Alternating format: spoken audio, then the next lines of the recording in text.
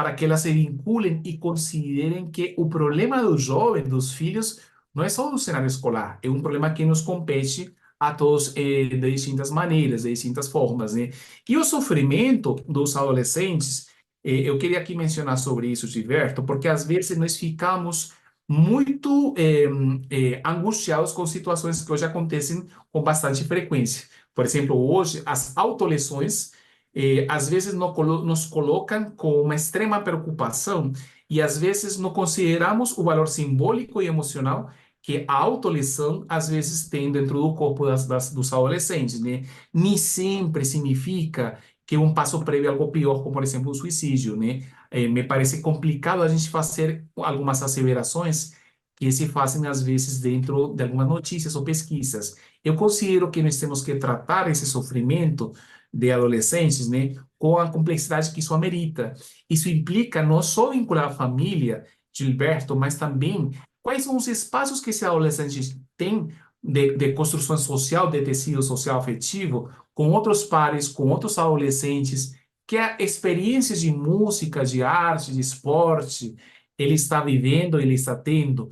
Que tipo de vínculos ele constrói, por exemplo, com docentes? Porque na nossa experiência, né, temos visto que nós, professores, eu fui professor também de crianças e adolescentes, e sou professor universitário, né, nós somos talvez um dos principais, se não o principal ator e atriz, né, dentro desse cenário escolar e universitário. Significa que nós temos aí um papel extremamente relevante. Boa parte dos alunos universitários que hoje sofrem dentro da universidade, muitas das vezes esse sofrimento é estimulado por professores extremamente autoritários e violentos, extremamente abusivos às vezes, extremamente intolerantes, por exemplo, às questões singulares da juventude universitária.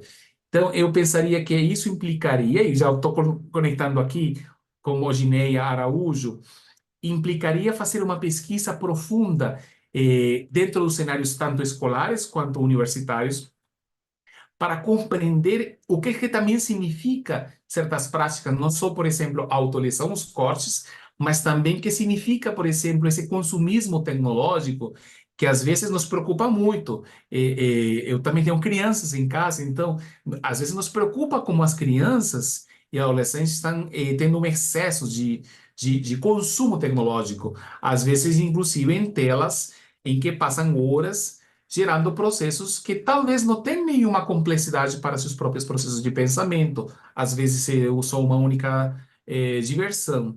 A questão é que se nós nos comprometemos a acompanhar para que superem o consumismo tecnológico, também nos comprometemos com, pelo menos, acompanhar a criar um plano alternativo para que esse adolescente que está nesse consumismo tecnológico possa ter uma outra alternativa. Eu me pergunto, como nós, por exemplo, na família, na escola, o que temos que criar para que esse consumismo, que não é utilizar o aparelho tecnológico, porque para mim a tecnologia nunca é o problema, é aquela pessoa que não consegue se separar, estou entendendo assim, hoje né, que não consegue ficar sem certo aparelho ou videogame, por exemplo, e que a vida se coloca numa situação, se põe numa situação de extrema digamos, negatividade, né? Essa pessoa que tem que passar horas e horas, isso não só acontece com adolescentes.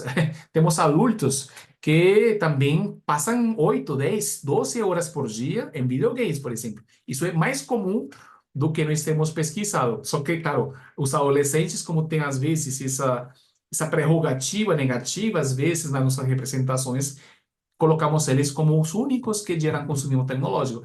Mas adultos nem se fale. Nós talvez estamos em uma dinâmica de consumismo tecnológico que às vezes precisamos parar.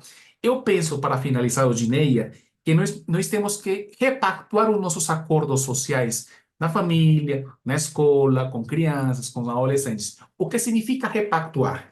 Significa, vamos fazer novos contratos sociais, vamos dar lugar à tecnologia naqueles momentos, espaços em que sejam pertinentes, sem que isso implique uma destruição do laço social desses espaços. Às vezes, quando o consumo tecnológico está vinculado com fazer redes sociais ou uma produtividade, por exemplo, os que são artistas e que utilizam aparelhos tecnológicos, eu pensaria que não estamos falando sobre essas práticas, porque talvez essas seriam muito positivas para o desenvolvimento da pessoa. Estamos falando daquele consumismo que destrói o laço social do adolescente e, às vezes, o coloca em situações de vulnerabilidade. Temos que fazer novos acordos com adolescentes, não temos como impor.